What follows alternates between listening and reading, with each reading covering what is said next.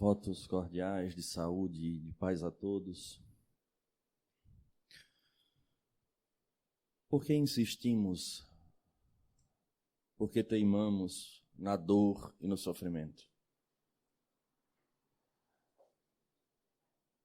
Será que em algum momento, diante das situações que a vida se nos apresenta, e essas trazendo a característica da dor, e o mais interessante, depois de determinado tempo, entrando num momento de equilíbrio, e mais adiante voltando ao mesmo fluxo doloroso, será que nós já paramos para fazer esta pergunta? Por que sofremos? Por que insistimos nessa dor? Enquanto estudávamos, refletindo sobre o tema que trabalharíamos, questionei a mim mesmo, fazendo um passeio rápido de alguma forma, porque se formos passear de maneira demorada, iremos perceber o quanto de situações dolorosas, desafiadoras, já nos tiraram da zona de conforto de diversas maneiras. Desde as dores físicas do próprio corpo, mas em especial aquelas que nos atingem o mundo íntimo, abalando as nossas estruturas. E pude perceber esse movimento cíclico. E diante da própria pergunta, tive vontade, de maneira democrática, de fazer com que todos nós pensemos por poucos segundos do porquê teimamos na dor e no sofrimento. E é indiscutível que, de imediato, me veio uma resposta. O que de fato nós identificamos como dor e sofrimento? Porque talvez seja aquilo que nos fale e que nos impeça a atingir as nossas metas mais imediatas, ou aquilo que dificulte a vivência dos nossos desejos, de tal maneira que essa perspectiva de dor ela esteja um pouco, como eu diria, fugindo ao padrão daquilo que os próprios espíritos nos trazem, como sendo este fenômeno que merece de nós uma atenção peculiar. E complementando a pergunta, por que de fato teimamos e insistimos na dor e no sofrimento, se a lei é de justiça, de amor e caridade, tornando-a mais complexa, ampla, porque é um fenômeno que, como eu disse há pouco, na distribuição do pensamento, ela é democrática. Milionários que nós sequer conhecemos e os mais simples anônimos, todos passam pelo mesmo fenômeno. A fisiologia nos mostra que até o próprio processo do organismo não faz distinção, nem de cultura. Então, a doutrina espírita, como ela vem com o objetivo de esclarecer para que venhamos a tomar a rédea das nossas existências, nos convoca a fazer uma análise profunda. Porque também, seguindo essa linha de raciocínio, voltei no tempo e, obviamente, a centralidade da doutrina espírita não é outro que não Jesus de Nazaré, e comecei a observar a figura de Jesus relacionado a personagens do Evangelho que tiveram no encontro com ele uma condição de uma transformação peculiar. Mas o mais interessante é que eu procurei indivíduos que não tivessem aquele fenômeno doloroso que nós classificamos. E indiscutivelmente lembrei de uma figura muito querida de todos nós, e eu digo isso por conta das repercussões e da continuidade reencarnatória, mas em especial nos vale lembrar da sua personalidade neste período em que Jesus se encontrava, que foi a figura de Zaqueu. Qual o problema que tinha Zaqueu? Tinha todas as condições numa região onde poucas pessoas tinham essa possibilidade. Mas ele se depara, ele busca conhecer a figura de Jesus e transforma sua vida, largando aquilo que para muitos de nós seria a felicidade e uma estabilidade, para viver exatamente aquilo que nós consideramos que seria uma dor e um sofrimento para a vida. E eu fiquei observando este paradoxo, de tal maneira que nós precisamos então, de fato, passear nesses conceitos de dor e de sofrimento, para tentar nos encaixarmos nessas classificações e percebermos a proposta de fato da doutrina, que na verdade é a lei divina, que nos convoca a uma visão diferente. E talvez começar de imediato a tomar as atitudes que venham a, primeiro, diminuir a intensidade do sofrimento. E, por fim, conseguir o caminho da libertação, de tal maneira que nós estejamos agora livres do processo da dor. Então, mas é importante, então, que a gente identifique. Como falamos na terapêutica medicamentosa, é necessário cessar a causa para que se cesse o efeito. Então, nós começamos a buscar, estudar a dor e o sofrimento. E de imediato nos deparamos com uma figura ilustre, um espírito que trouxe uma gama de obras, que talvez abriu o panorama do mundo espiritual para nós, chamado André Luiz, e ele vai nos apresentar 3 tipos de dores e 3 tipos de sofrimento. A dor-evolução, sendo a primeira delas, a dor-expiação e a dor-auxílio. Isso já começa a clarear um pouco. A dor-evolução é aquela, segundo ele próprio coloca, são as dores advindas de fora para dentro, que estão fora do nosso alcance, mas que frequentemente não nos atinge, mas em escalas anteriores da vida, tal qual ele usa como exemplo a semente na própria cova, ou o animal que dá a sua vida para nos alimentar. André Luiz chama essa dor de dor-evolução. De tal maneira que vai burilando aquele princípio espiritual até chegar o momento em que tenha a condição da consciência dessa lei que nos rege, da condição do ir e vir, do plantar e do colher.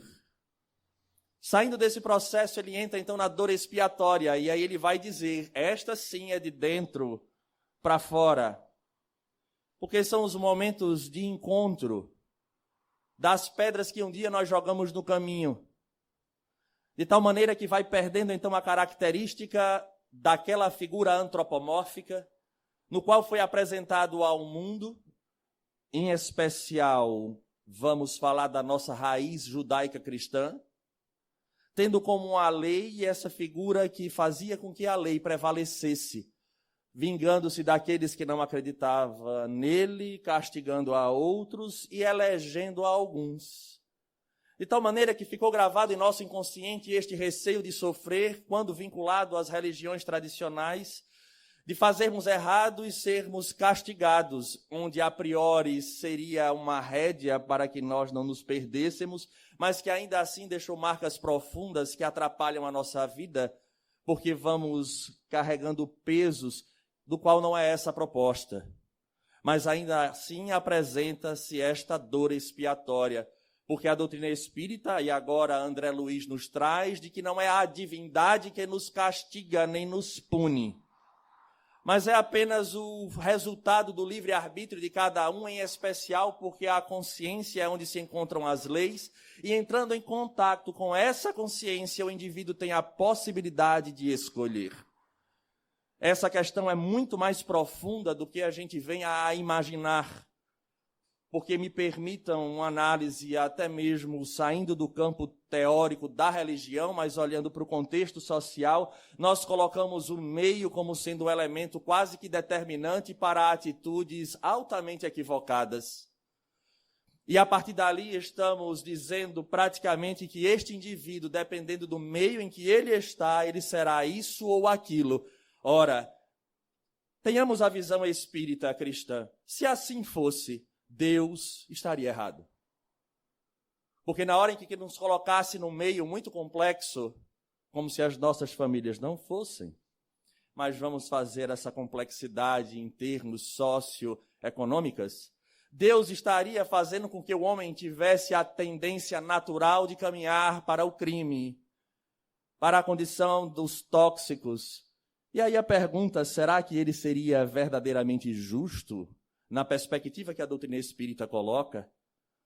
Ou ele teria que colocar estas leis e a tendência do próprio ser em algo que não está relacionado diretamente a esse meio? Até mesmo aos livros que a doutrina espírita abre mão dessa visão que frequentemente os religiosos têm de colocar aquela religião como sendo a que salva, os espíritos colocam de maneira muito clara que não é assim, não há a obra sagrada, porque o que há de sagrado no homem é essa consciência onde Deus imprime a sua lei. Mas na medida em que nós fugimos a ela, nós vamos aqui e ali gerando consequências. Então vejamos a revolução do que é o pensamento espírita, inclusive socialmente falando, tirando a figura de apenas vítimas, mas ao mesmo tempo chamando responsabilidade para outros fatores. André Luiz, então, na sua terceira classificação, ele colocará como do auxílio. E essa do auxílio é muito interessante, porque vamos observar a preocupação da divindade com cada uma das suas criaturas, para que possamos chegar à meta que todos nós desejamos, que é a felicidade plena e o equilíbrio, de uma maneira concreta. E essa intervenção ela é de forma tão peculiar que, para não se perder a existência, para que o indivíduo aproveite nesta ainda ou logo na subsequente, ele cria essa dor chamada de dor auxílio, que é aquela que nós conseguimos exemplificar de maneira muito simples do indivíduo que entregou-se ao hábito do álcool, a alcoofilia, e a partir dali ele desenvolve uma cirrose hepática, e por conta deste problema, ele agora está impedido de voltar ao velho hábito, que na verdade lhe trará consequências profundas como o espírito imortal que é. Então a divindade, obviamente, dá uma mãozinha, e eu estou falando a divindade no sentido da própria lei, para que diante da dor que agora o atinja, essa dor torne-se um auxílio, para que ele não venha mais comprometer-se na atual existência e, em especial, não vir a perder a oportunidade da reencarnação. Eu aproveito e abro o espaço para uma reflexão, porque sei que muitos de nós, às vezes, temos parentes, amigos, que se encontram no hospital durante muito tempo, em situações que nós ficamos questionando, mas, Senhor, o porquê disso? Encontra-se aí a do auxílio para que ele possa, durante aquele momento em que o corpo sofre as dificuldades, ele, como espírito, tem a possibilidade de encontrar-se lúcido, livre da matéria, refletindo no próprio processo existencial e expurgando, naquele período, determinadas dores do qual, quando voltar ao plano espiritual, sofreria muito mais. É a bondade de Deus nos dando essa condição. Mas na nossa perspectiva limitada, olhando para o ser transitório, nós achamos que aquilo ali é um castigo. Então vejamos como a perspectiva é diferente. E para completar o passeio sobre a dor e o sofrimento, para que a gente de fato consiga identificar se nós sofremos ou não, nós iremos pedir a ajuda a uma releitura feita pelo espírito Joana de Ângelis, numa obra chamada Plenitude, onde ela faz um estudo sobre as 4 verdades de Buda, e obviamente acrescentando de maneira peculiar o avanço que a doutrina espírita nos proporciona frente a esta situação que, eu repito, atinge a todos nós, se não ontem, hoje, se não hoje, amanhã, com certeza. Porque a dor, como acabamos de ver, é um fenômeno que nos convoca a refletir sobre a vida. É educativo. Então, Buda vai falar de 4 verdades: o sofrimento, as origens do sofrimento, a cessação do sofrimento e os caminhos para a cessação ou libertação do sofrimento. Então ele começa com a análise do próprio sofrer. E ele, nas suas profundas reflexões, chega e afirma que há 3 tipos de sofrimento. Mas Alisson, André Luiz também não fala. A verdade não encontra-se na religião, mas nesse contexto da própria lei divina, e esses espíritos vieram com essa capacidade para trazer e ajudar o nosso processo evolutivo.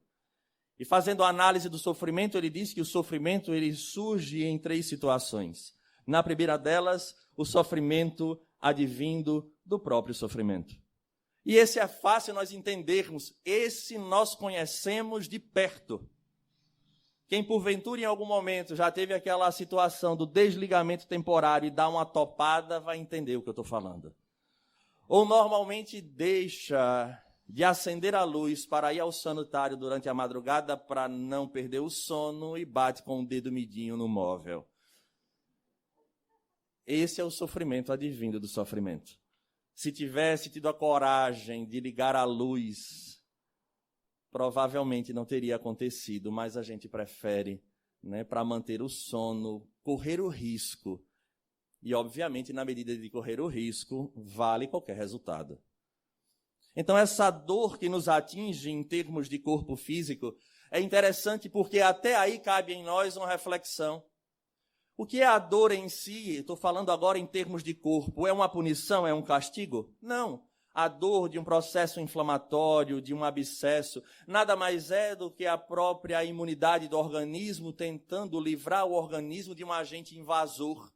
E aquela dor é um sinal de alerta, solicitando que o indivíduo respeite aquele limite, nos convocando a prestar atenção naquilo que dói, permitindo ao nosso próprio sistema corrigir ou, através de medicação, auxiliar para que entremos no equilíbrio. Há aí uma mensagem da própria natureza. É preciso olhar para o fenômeno doloroso. É preciso parar para tentar sanar. E aí é quando eu acredito que Buda teve esta iluminação de fato e criou essas 4 verdades. Porque é tão interessante que às vezes nós estamos no processo doloroso, tomamos o analgésico e continuamos o trabalho para que não se perca quando o objetivo seria refletir sobre. Tem gente que às vezes faz determinados procedimentos, o profissional solicita alguns dias, ele descansa a metade. E o mais interessante é que ele diz assim, mas não dá para parar. E fico eu pensando quando o paciente me diz, será que ele desencarnando o mundo continua, o local que ele trabalha continua, ou de fato para tudo e todo mundo vai embora? Como personalidade, como personagens neste palco terreno, nós sabemos que não vão parar as coisas porque nós estamos ali ou não. Porque nenhum de nós, em termos deste trabalho, é insubstituível. Mas a nossa sede de atingir alguma coisa, seja uma meta, seja não dar a entender às pessoas, seja fruto do nosso orgulho e do nosso egoísmo, que a gente também não para avaliar. Por que a gente não avalia? Porque a gente não para. E nós nos comprometemos. Comprometemos a nossa saúde, e quem acha que eu falo alguma bobagem, eu aconselho a leitura de uma obra pouco conhecida, inclusive aqueles que já tiveram a oportunidade de ler, que eu acho que são poucos, vale a releitura, uma tal de Nosso Lar. Alguém conhece? Tudo bem. Quando o Henrique de Luna coloca o estetoscópio e começa a auscultar André Luiz no hospital, a gama que vem assim, da lista, você bebeu demais, passava noites em festas, coisas da vida comum do nosso dia a dia. E a gente nem se percebe. E aí, ao final, é a melhor conclusão. Você realmente é um suicida. É impactante, mas é verdade. Então, essa primeira análise, o sofrimento advindo do próprio sofrimento. Isso a gente está na primeira verdade ainda. Depois ele vai trazer o outro tipo do sofrimento, que é o sofrimento advindo da impermanência. Isso é complexo. Porque tudo na vida é impermanente. A única coisa real, verdadeira, é o espírito. Fora disso, nada do que os nossos olhos neste instante alcançam, nem aquilo que a gente enxerga no espelho e que nós ajeitamos muitas vezes porque queremos dar um jeitinho naquilo que vai desgastando com o tempo, de fato é real. É tudo ilusão.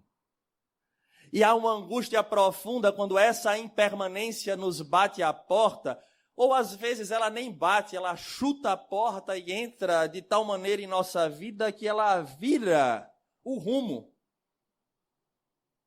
E esse processo da impermanência, como nós não estamos acostumados a ela, porque o que é que nós buscamos na vida desde que a gente começa a entender de vida em termos de encarnado? Nós queremos segurança. Queremos segurança no trabalho, queremos segurança nas relações. E aí mora o perigo. Porque até no trabalho há impermanência, mas eu sou concursado. Muito bem, mas isso não lhe impede de ter aquela topada de madrugada e você não chegar lá para trabalhar no outro dia. Mas eu recebo, que bom! Indo trabalhar ou não, você recebe. Mas eu garanto que dependendo da situação que lhe atinja, você preferia até não receber, mas poder ir. Porque se sente muitas vezes inativo e gostaria de executar algo, mas a condição não permite. Já que eu tenho minha irmã aqui do lado, lembramos da nossa avó com seus quase 90, já desencarnou. Trabalhava na enxada, analfabeta, e aos 90 virava e dizia, eu dava tudo que eu tenho. Não era rica, mas para ela era muito, ter uma terra no interior, onde a luz veio chegar na minha adolescência, quando eu tinha 15 anos. Ela disse, eu daria tudo que eu tenho, meu filho, para voltar do zero. Interessante. Essa impermanência, a gente não pensa nela. E a vida é impermanência. Às vezes o indivíduo, nos chocou há pouco nas eleições, o marido da candidata, naquele dia específico, volta ao mundo espiritual. Quem não se impactou? Quem não pensou na pessoa? Quem de nós não pensou assim, rapaz, num momento como esse, neste dia? E assim é a nossa vida. Há impermanência em tudo. Às vezes vai fazer um teste da mama. Está tudo bem, não sente nada, está tudo ok. Coloca lá na máquina, aparece uma mancha. Vai ver a biópsia, lá apareceu, impermanência. Mas eu pensei, eu planejei, eu queria, eu fazia. Vai fazer tudo isso, mas vai ter que dar uma paradinha para se cuidar. Porque talvez antes já teve todos os avisos. Mas preferiu continuar, porque eu não posso parar. Então essa ideia da segurança, ela é irreal. Ela é irreal. Nós temos uma história, um planejamento. E eu falei em relacionamentos. Quantos relacionamentos a segurança destrói e a gente não se apercebe? Já é minha esposa ou meu marido já há tanto tempo que não precisa de determinados cuidados. Mas a impermanência está aí. Todos nós temos as nossas lacunas, as nossas dores, e a gente vai deixando de lado, até que às vezes o edifício vem abaixo. E a gente fica e é tomado de surpresa. Mas foi dado tantos sinais, foi se falado tanto, vamos falar naquele termo bem horizontal, teve tantas DRs. E nunca se deu ouvido. A impermanência. E é óbvio que quando este cenário se apresenta, gera em nós sofrimento. Por isso, o Buda colocava como segundo item desta primeira verdade, o sofrimento vindo dessa impermanência. E o terceiro item que ele coloca, ele vai dizer que é o sofrimento vindo dos nossos condicionamentos, que é muito parecido com o anterior, porque nós somos condicionados a fazer isso. Isso aqui é o certo, tem que ser feito assim. Todo mundo entendeu? Às vezes acontece em algumas famílias. O pai e a mãe projetam no filho aquilo que tem que ser e ele decide ser outra coisa. Tem pai que sofre profundamente, porque ele foi condicionado àquilo ali. E por conta dessas situações, de alguém que não nos obedece ou alguém que furar a fila das nossas expectativas, nós sofremos profundamente.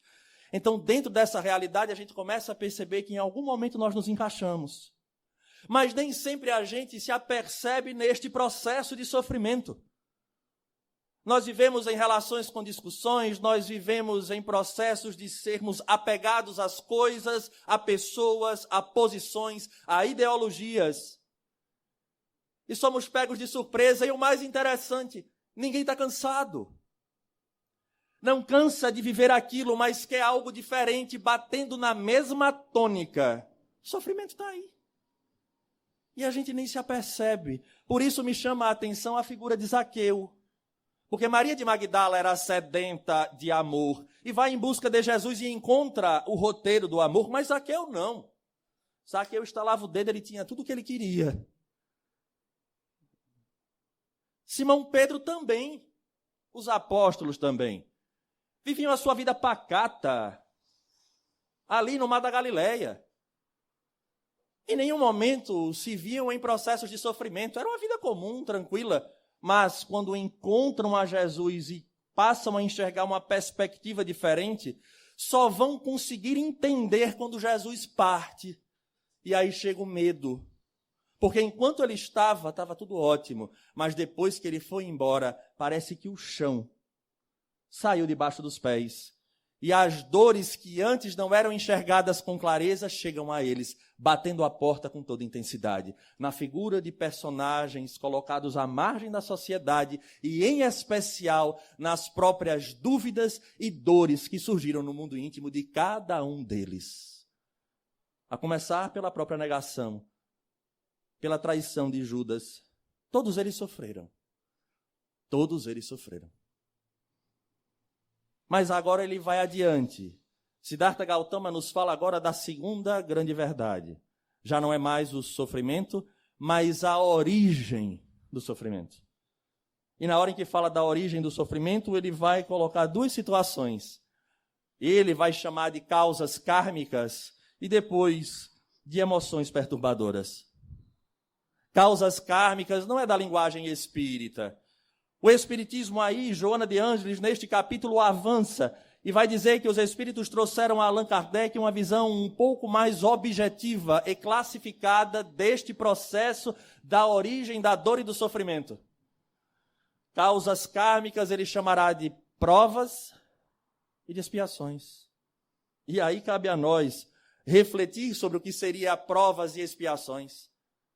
Diante de nós, tudo aquilo que nos desafia e que podemos ter a chance da escolha é a prova. Tudo aquilo que é imposto a nós como dor é a expiação. Quando voltamos à terra trazendo a carga e a herança das nossas escolhas, porque ontem também nós tivemos na outra existência o livre-arbítrio, a consciência e a lei que gritava, nos dando um norte, mas nós preferimos tirar a pureza da consciência, trazendo contextos de fora, que nem sempre nos acrescenta como espírito, e optamos por caminhos terrenos tortuosos, que nos geraram as consequências que hoje se fazem presentes, às vezes num corpo um pouquinho danificado, precisando de uma peça ali, precisando de uma ajuda acolá, e veio naquela genética, na genética da qual na família ninguém tem, você tem, no problema que surge durante a própria estrada, e os espíritos dizem, de maneira muito peculiar, que nem tudo aquilo vem de fato neste processo, mas às vezes é a conduta atual que desperta o gatilho, fazendo que agora o indivíduo viva na intensidade e a consequência daquilo que ele fez. Mas, Alisson, não seria isso uma punição divina? Não, Deus é pai, e um pai educador por excelência. Ele dá o roteiro, seria muito insano da parte dele mandar os filhos à terra para a escola e não mandar a lei para que a gente caminhe de acordo com ela, mas ele primeiro prepara o caminho e depois nos envia à escola de maneira que a gente possa ler e compreender, não obstante dar a cada um de nós o livre-arbítrio no agir, mas diretamente proporcional à responsabilidade das consequências. Mas eu não queria que fosse assim, porque é tão bom aquela ideia de Deus que prefere um e ajeita a vida daquele. É assim que a gente vê. Mas não é a realidade, e o Espiritismo nos apresenta, então, esse roteiro. E é preciso refletir de fato, quantas provas nós não estamos encarando, que foram escolhidas por nós junto aos nossos mentores. Eu topo, essa eu topo. Voltar para a terra e encarar isso eu topo. Na sua análise, você tem condições. Tem um ombro forte, você tem força, você tem possibilidade, está tudo certo. Topa, topa. Então, vamos lá, a gente está ajudando, hein? Lá naquele livro que eu falei, difícil de se achar, Nosso Lar, tem uma reencarnação de Dona Laura, mãe de Lísias. E ela, na noite que antecedia o retorno dela à Terra, ela tem uma reunião com todo mundo, e aí é um momento em que ela se afasta e fica refletindo, meio angustiada, um espírito que mostrava a grandeza, durante a obra a gente vê. E aí um daqueles organizadores chega e ela diz que foi. A nossa irmã está com receio, disse muito. Porque quando a gente desce, o esquecimento faz com que a gente, às vezes, balance diante de algumas situações. Diante de algumas provas que nós escolhemos.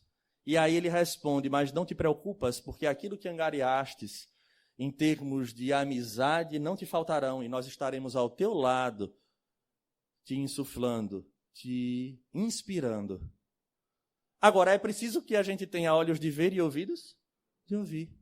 Eu vejo o nosso irmão Yuri muitas vezes falando, meu filho, abra uma brecha só um pouquinho, porque o que tem de espírito tentando ajudar, que gosta de você, não está no gibi, mas você não abre. Você está focado só naquilo. Aí vem uma orientação, 2, 3. Alisson, eu vivo em tratamento. Eu digo, por que será? Fico eu pensando. Porque quando você vai ver a conduta, não muda. Continua preso totalmente a essas coisas da terra. Vejamos que interessante. Então isso é difícil. Então seriam essas causas kármicas, que não é uma punição. Repito, a expiação é a oportunidade divina para o indivíduo reparar o desequilíbrio que cometeu ontem. Então ele volta a estaca zero, em termos de consequência.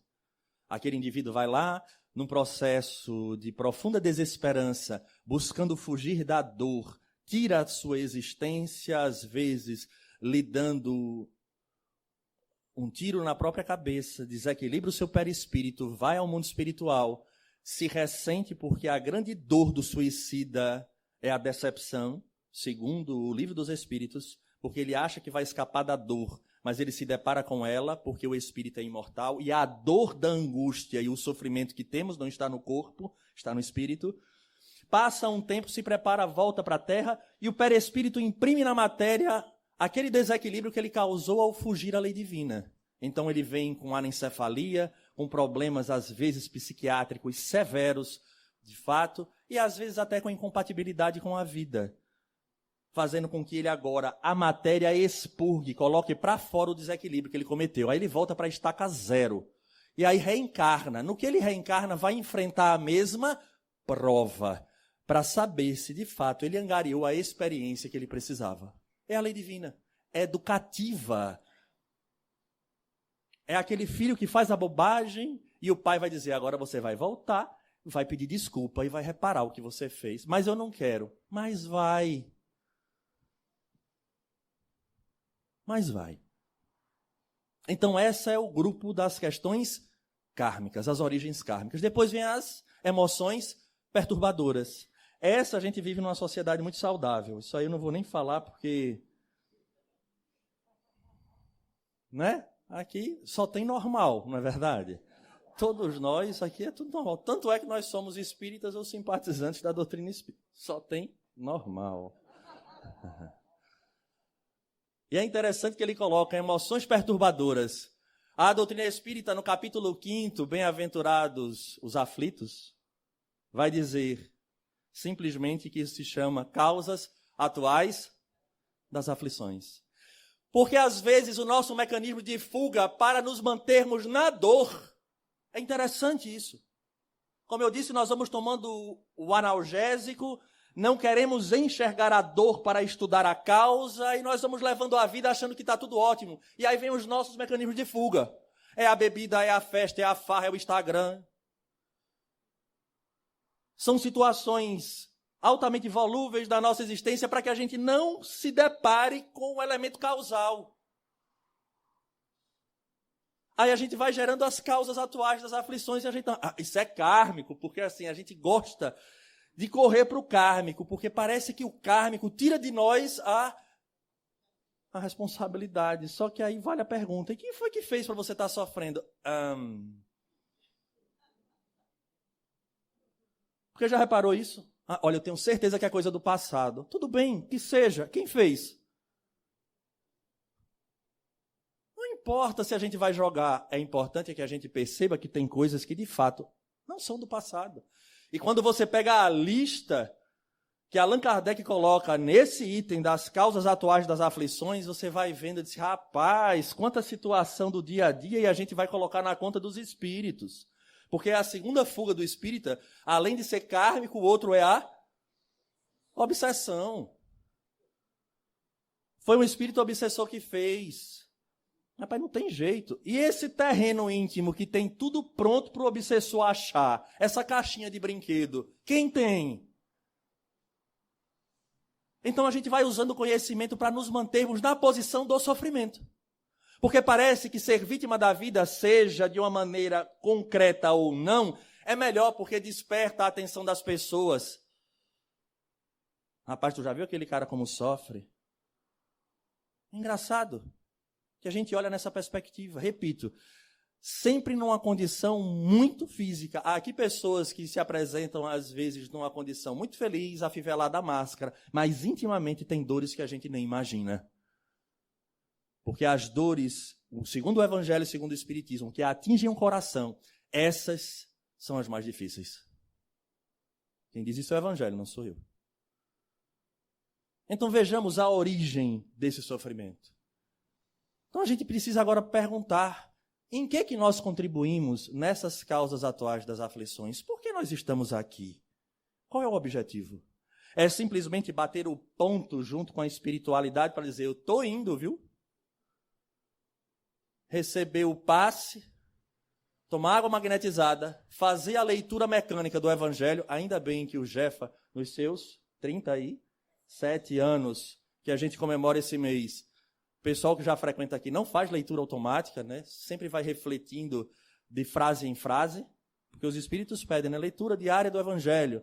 Aí eu tenho certeza que a gente para, faz a leitura, reflete e vai mudando. Pouco a pouco. Não é assim? Eu ainda não cheguei nesse nível. Tem dia que eu faço, mas tem mais dias que eu não faço. Porque aí você já está ali, aí você lê. Aí eu já faço o seguinte, como o meu evangelho é muito marcado, tem coisa que eu só leio que está marcado. Aí eu reflito só naquilo. Mas é necessário encarar a verdade para mudar. Senão a gente vai continuar nessa pisada. E é esse o ponto. Nós estamos aqui porque a doutrina ela é educadora. Tanto quanto. É ela que nos dá a condição de fazer a leitura daquilo que vai na consciência. De tal maneira que fica mais fácil reconhecer. Não mudar. Não mudar. Porque mudar é uma questão pessoal e intransferível. Passado, então, a origem do sofrimento, ele vai falar da cessação do sofrimento. E aí vejamos a frase que Joana de Ângeles coloca na cessação do sofrimento. Ela diz assim, educar a mente, disciplinando a vontade, é o passo inicial. Educar a mente, disciplinando a vontade. Educar a mente, disciplinando a vontade. Por que, Alisson, isso? Olhemos para o mundo. Será que de fato hoje a gente disciplina a vontade ou a gente abre as porteiras para a vontade? E diante disso a gente vai trazendo conceitos materialistas, onde tudo pode e é permitido porque a finalidade é ser feliz. É uma meia-verdade que vai nos trazer transtornos profundos. Mas até a gente chegar lá, muitos vão sofrer quando já poderiam ter optado por um caminho diferente. Talvez aí Zaqueu tenha percebido a profundidade da mensagem de Jesus. Ao sentir aquela vibração, Jesus fala a ele.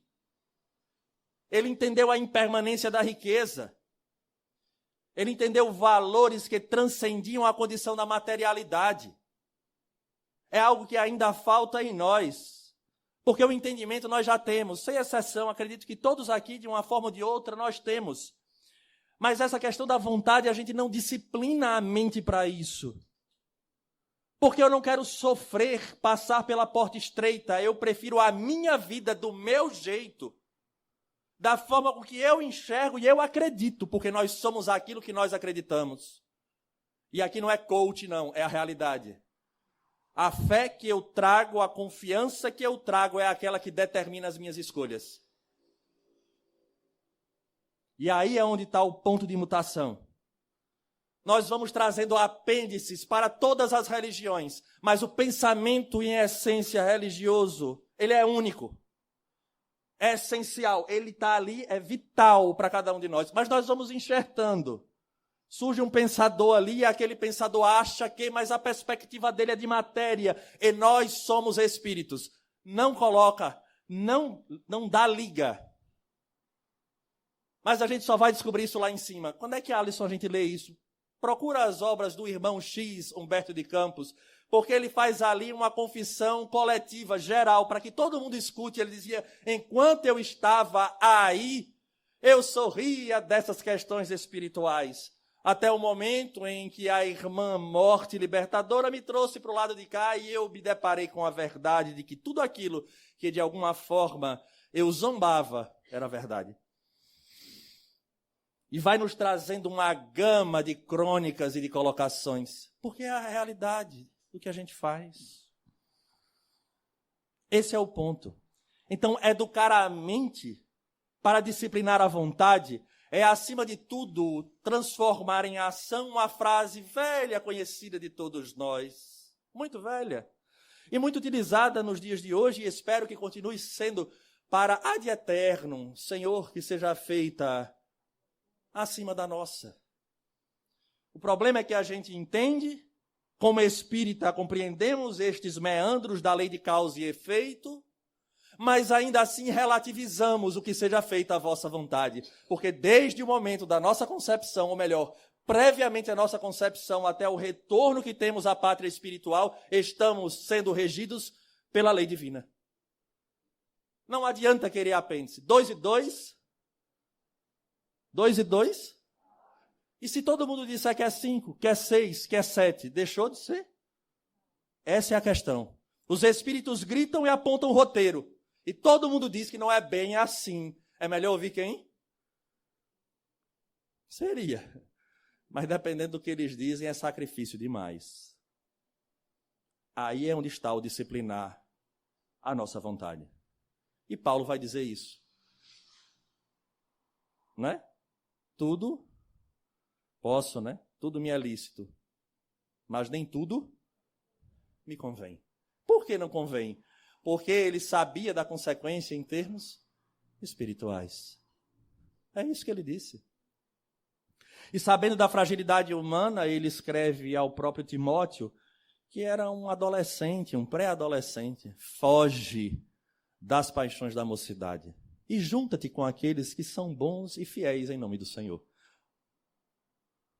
Por que ele dizia foge? Porque hoje ninguém foge de nada. Hoje só tem gente corajosa. A doutrina espírita não faça, meu filho. Veja, a consequência disso é isso. Não, mas eu vou experimentar. Vou experimentar. Não tem esse negócio, não. Eu vou experimentar e vou ver. Aí vem a consequência. Aí quando chega a consequência, a gente tenta relativizar. Mas não era bem assim. Essa é a realidade. Por que fugir, Alisson? Porque às vezes nós não temos forças para suplantar o passado que se torna presente de maneira intensa. Vocês já repararam que Maria de Magdala foi viver com os leprosos? Ela conhece Jesus, acompanha Jesus, busca ficar com ele, vai ao Gólgota, passa por aquele processo, tenta ficar com os apóstolos. Essa é uma coisa que eu sempre mexeu muito comigo. Eu disse, rapaz, eles receberam a mensagem de Jesus. Mas se talvez ela tivesse ficado com os apóstolos, e com aquela quantidade de situação que eles recebiam, por que ela não poderia cair? Pode. O passado, o presente estava ali.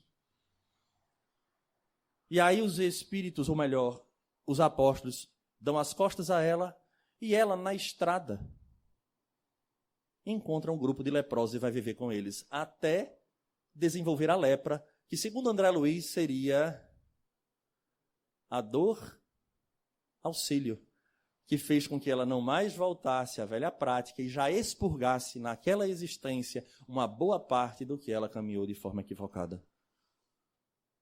Vejamos se não. É fantástico, né? É só a gente refletir. É uma doutrina lúcida. Então, essa cessação do sofrimento nos convoca a isso. Então, compreendendo que a origem da problemática é a fuga que a gente faz à lei divina, a quarta verdade que Buda apresenta, no qual ele vai classificar como sendo os caminhos da cessação ou os caminhos da libertação do sofrimento, é interessante porque ele vai trazer aquilo que a doutrina espírita coloca. Se eu sou egoísta, eu preciso me desenvolver a capacidade de enxergar o outro e dar ao outro um pouco daquilo que eu acho que é só meu e do meu jeito. Então ele começa a colocar essa condição do exercício da bondade. Isso o próprio Buda e Joana de Ângeles fortalece. Porque na medida em que é um processo educativo, não adianta sair daqui e dizer, a partir de hoje eu vou ser bom. Até o momento em que alguém dá ré ali no carro e não enxerga o seu atrás e bate. E aí você ainda buzina para que ele não bata e bate. Você desce e está cego. Você não viu, não, inclusive surdo, porque eu buzinei um bocado para você não dar ré. Então a gente deixa de ser bom logo, logo. Então ela fala o exercício da bondade, mas antes é interessante. Porque antes do exercício da bondade diz assim, uma análise real das suas possibilidades. Porque é melhor fazer uma coisa pequena, mas bem feita e que está fazendo o efeito, do que querer abraçar o mundo fazendo todas as tarefas e não compreender que a condição não é a tarefa em si, é o valor que ela desenvolve em nós. Essa é a questão. E Joana vai complementar, nos trazendo na síntese o que os Espíritos trazem: benevolência, indulgência e o perdão das ofensas. Eis o caminho da cessação ou da libertação do sofrimento.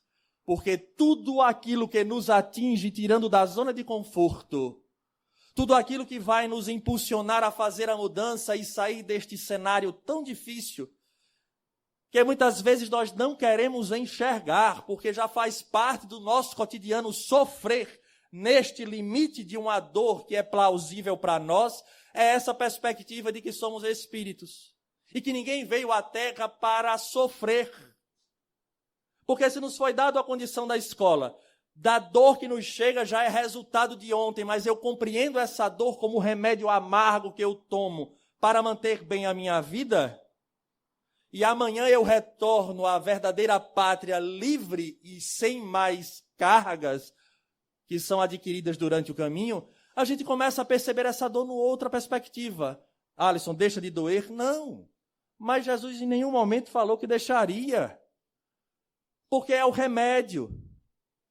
Quantas mães e pais eu não vejo que vai dar a primeira vacina na criança, ou chora a mãe, ou chora o pai, ou chora os dois. Mas eu não conheço um pai que deixe de levar. E aí você pergunta, por que você leva? Para a saúde do meu filho. Eu disse, muito bem, é isso. A ideia é essa. Quando a gente vem para a casa espírita e a gente compreende esse fenômeno, então quer dizer que a dor, ela tem a ver totalmente comigo, sim. E a manutenção dela em nossa vida também.